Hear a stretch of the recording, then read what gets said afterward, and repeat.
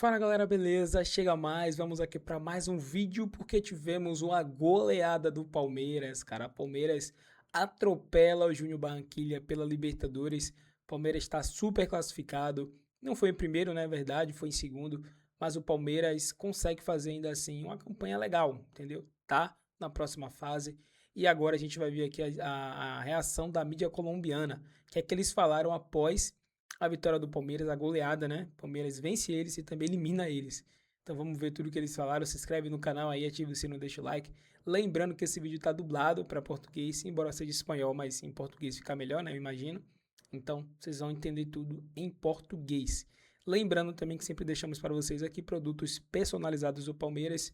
Caso você queira caneca, boné, touca, garrafa, colar, capinha e várias outras coisas, clica no link que tá aparecendo aí na tela para você, beleza? Produtos da Shopee, Mercado Livre, para você adquirir e chegar na tua casa e ajuda muito aqui o nosso canal também, beleza? Vamos agora para o vídeo. Aqui estamos nós, amigos, conversando com vocês logo após essa derrota realmente, inesperada, se assim vocês quiserem.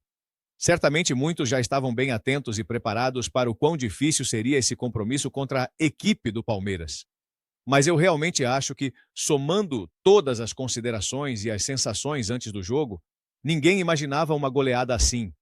E especialmente o fato preocupante de que o resultado final poderia ter sido ainda maior do que o que vimos hoje.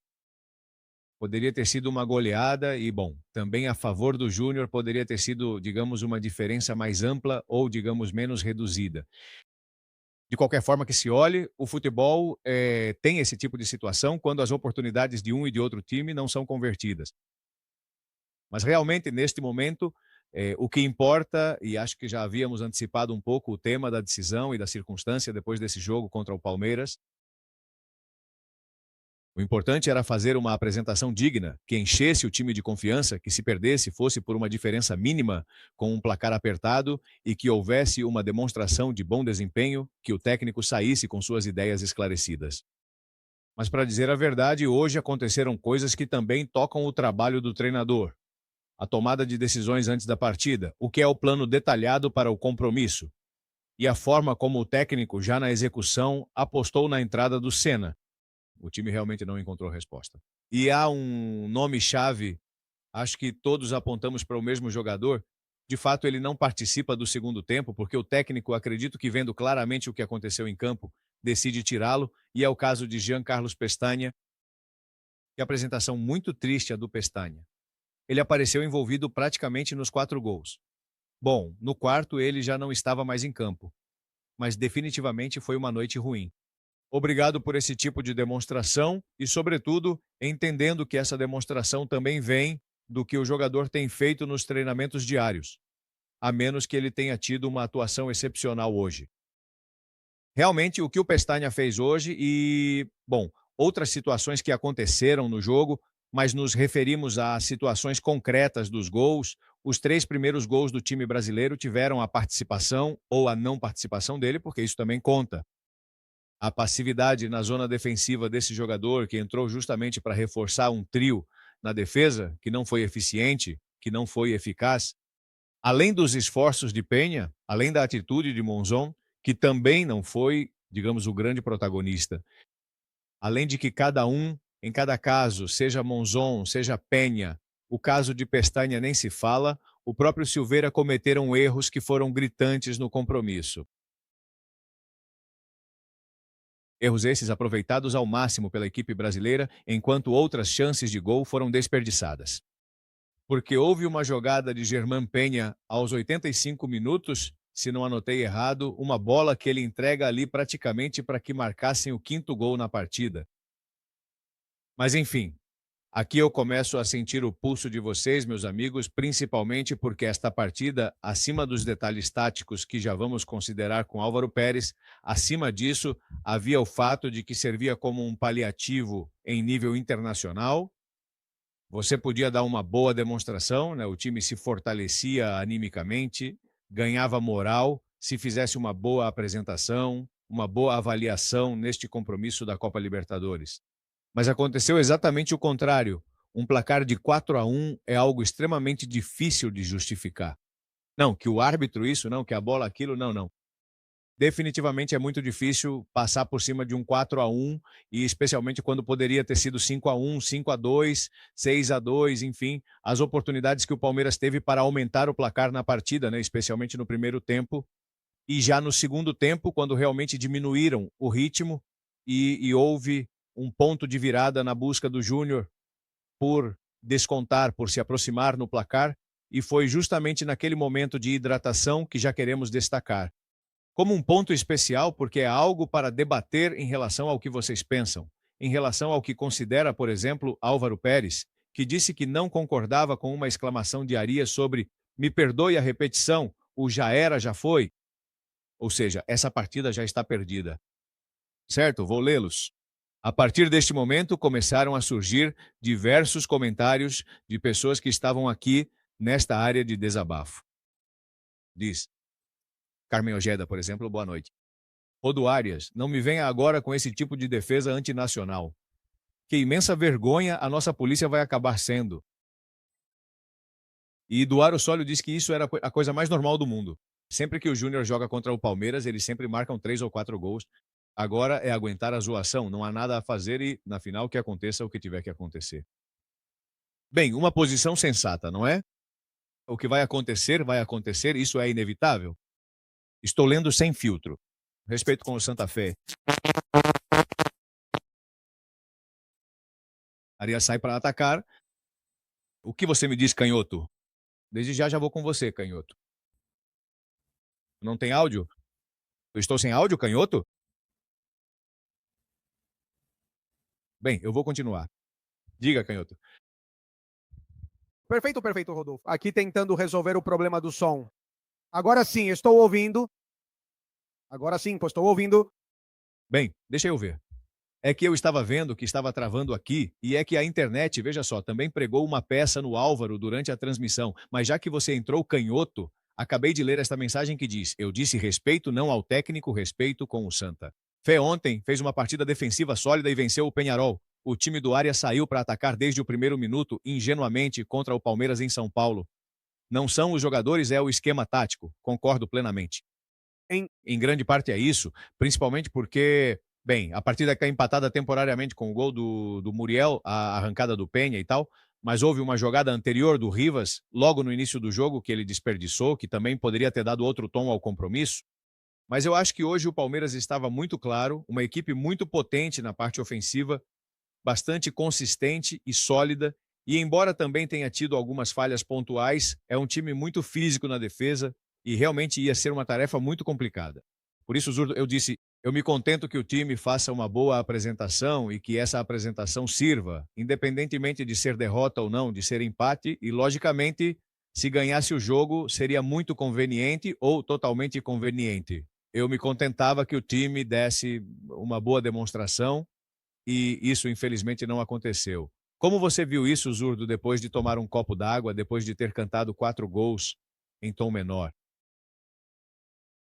Vejam só até que ponto chegou o nível da água. Muito obrigado. Um termo desse tamanho com uma capacidade tão absurdamente gigante me fizeram tomar toda essa água de uma vez só porque recarreguei o termo no primeiro tempo, logo no intervalo, e veja até onde deixei. Agora não tenho mais nada de água para o pós-jogo, é realmente incrível. Bom, Rodolfo, não resta absolutamente nenhuma dúvida de que foi uma noite totalmente lamentável e muito triste, um fim de tarde e uma noite triste e lamentável para o Júnior e também para todos que estão ao redor do time. É uma tarde ou noite difícil de assimilar tudo o que acabou de acontecer agora, porque dentro do que se esperava, eu acho que, bom, não tanto o que se esperava, eu acho que o que todos nós teríamos preferido, para mudar o tom e mudar a expressão do assunto, o que teríamos preferido era ver um time que não tivesse sido tão amplamente superado e tão avassalado como foi contra o Palmeiras, que se salvou de sofrer uma goleada histórica. Porque a equipe se salvou de levar uma goleada humilhante, daquelas que podem ser classificadas como históricas e extremamente negativas para a trajetória do time. Mas, de qualquer forma, a única coisa que eu espero, e bom, às vezes é difícil também manter a energia e o ânimo em um nível elevado, bem alto, depois de uma partida complicada como esta, mas a única coisa que espero é que isso não tenha repercussão no que está por vir nos próximos dias, em tudo aquilo que vai acontecer na terça-feira e principalmente no jogo de volta que representará a grande final decisiva contra o Atlético Nacional. Para ser ainda mais claro, isso não pode de maneira alguma ter uma repercussão direta. Se o time não tirar isso da cabeça hoje à noite, se não se livrar completamente desse jogo da mente hoje, isso vai voltar na terça-feira, vai retornar para todos e cada um dos jogadores que estiveram em campo e que certamente muitos deles estarão presentes como titulares. Muito obrigado a todos pela atenção. Porque, apesar de tudo, veja, Rodolfo, aqueles que seriam titulares na terça-feira acabaram jogando. Entra Rios, entra Sarmiento, entra Castrillón. Apenas Barrios estava ausente, mas fora isso, esses são os jogadores que estarão presentes na terça-feira contra o Atlético Nacional. Esperamos que essa mudança de mentalidade surta efeito. Agora, outra coisa. Temos que aguentar as críticas. Em primeiro lugar, a equipe precisa resistir firmemente às críticas de que, certamente, porque essa é uma crítica inevitável e totalmente irremediável. Eles vão criticar o Júnior de todas as formas, até mesmo com o pau da bateia. E nós também vamos criticar, mas sempre com a objetividade que caracteriza a Cuida Sports e todos os seus membros. Mas não há dúvida de que agora o time precisa resistir. Vai haver pressão. O título do pós-jogo e da miniatura é absolutamente claro. Pressão. A consequência desta partida é uma pressão também inevitável. É uma consequência, meu estimado Rodolfo. A pressão não existia. Tenho certeza absoluta de que o vestiário não tinha essa pressão que vai ter a partir de hoje. Assim que sair do Brasil e voltar para Barranquilla, vai carregar uma pressão, uma mochila pesada demais. E que pena, porque não queríamos isso. Queríamos que o time tivesse a mente um pouco mais livre, um pouco mais leve, mas não vai ser assim e infelizmente vai carregar algo muito pesado diante do Atlético Nacional. Não estou ouvindo você, Rodolfo. Vamos ver então. Agora sim. De vez em quando é preciso dar um carinho nisso aqui para que funcione. Vejam bem, pessoal. Já chegou o Álvaro de Jesus Pérez para comentar sobre a proposta tática. Porque quando conhecemos a escalação oficial, creio que o Álvaro disse que parecia ou que concordava plenamente com uma ideia que tínhamos discutido anteriormente, que tínhamos considerado, de fato, a de colocar 3 zagueiros e de posicionar 2 jogadores abertos pelas laterais. Bem, nesse sistema de jogo, nessa proposta que o técnico implementou em alguns momentos, na verdade ele usou contra o Cerro em Cartagena, mas realmente eu acho que o grande fator de desequilíbrio para salvar Álvaro Pérez, o grande ponto negativo desse trabalho coletivo foi a atuação de Jean Pestagna. A primeira chance de gol aconteceu aos 5 minutos. O primeiro gol da partida, melhor dizendo, foi uma jogada muito bem construída em que o atacante Flaco Lopes escapou pelo lado esquerdo do campo. O defensor Pestagna até apareceu na marcação, mas acabou perdendo feio na mudança de ritmo, ficou totalmente para trás e a bola foi colocada ali com precisão, servida na bandeja para que John Arias aparecesse sem nenhuma dificuldade para marcar o tento. E bom, nós dissemos anteriormente, Lopes é um jogador que possui muitas características favoráveis para se falar das qualidades de um atleta com perfil de seleção argentina, inclusive ele está esperando ansiosamente pela convocação oficial. Mas, na verdade, a resposta de Pestagna depois ficou totalmente clara em uma jogada muito parecida, na qual Lucas Monzon foi justamente sobre o mesmo jogador e não teve absolutamente nenhum problema. E, posteriormente, nas ações de jogo subsequentes, no segundo gol marcado por John Arias, ele também aparece retratado de forma negativa. No terceiro gol, também, Pestagna surge mais uma vez ali na cena do jogo, marcando sua presença com sua passividade, ou com seu equívoco cometido. Em uma ação de marcação que não aconteceu, em uma jogada na qual ele definitivamente não sabia para onde ir, John Arias chega por trás e ele, não sei, caçando borboletas, procurando para outro lado, marcando o homem invisível porque não tinha referência. E todos sabemos que na área, nesse tipo de situação, a referência é o homem que está mais claro na hora de chegar para converter, e Álvaro dizia claramente no comentário sobre o gol, sobre a situação de jogo, mas realmente não se trata de colocar toda a culpa em Pestagnas, nem muito menos, mas também é preciso dizer que o técnico, certamente com argumentos, a gente imagina pelo trabalho da semana, decide colocá-lo nesse jogo tão fundamental, deixando de fora um Jorge que vinha com uma regularidade como o Daniel Rivera, e aí a gente se pergunta então, E é isso, galera. Vitória importantíssima do Palmeiras. O Palmeiras consegue bater o Júnior Barranquilla. E era um momento difícil, né? O Palmeiras não precisava ou não podia perder, não podia empatar, né? Não podia contar com a sorte. O Palmeiras tinha que fazer a parte dele, que era vencer. Venceu e conseguiu, com certeza, passar. Claro que a vontade era passar em primeiro, né? Com certeza, mas infelizmente, o Cerro, se eu não me engano, foi o Cerro venceu. Então o Cerro acabou ficando em segundo lugar, em primeiro lugar, corrigindo. Mas ainda assim, cara, se você for olhar, o momento do Palmeiras está muito bom, né? Primeiro colocado do Brasileirão, segundo colocado do seu grupo na Libertadores, mas está classificado para a próxima fase. O ruim é que pode enfrentar, né, times na primeira colocação. Um desses pode ser o Flamengo, mas o Palmeiras já provou que consegue vencer o Flamengo. Então, se isso acontecesse em Libertadores, ninguém duvidaria que o Palmeiras seria capaz de vencer o Flamengo também, né? De eliminar o Flamengo. Então, vamos ver o que é que vai acontecer. Mas aí foram as reações da mídia colombiana. Se você curte esse tipo de vídeo, tipo de conteúdo, comenta aí também. E aproveita também, comenta se você acha que o Palmeiras vai conseguir vencer essa Liberta, né? Novamente. Que o Palmeiras venceu pela última vez, né? Em 2021. Foi quando tivemos ali aquele título em cima do Flamengo. De lá para cá não tivemos mais Libertadores com o Palmeiras, né? Tivemos outros títulos, Campeonato Brasileiro e tal, mas Libertadores não tivemos. Então esse ano cairia muito bem, né, com o Verdão. Então se você acredita, deixa nos comentários. Se você acha que vai ser outro título ou outros títulos, comenta também. Beleza?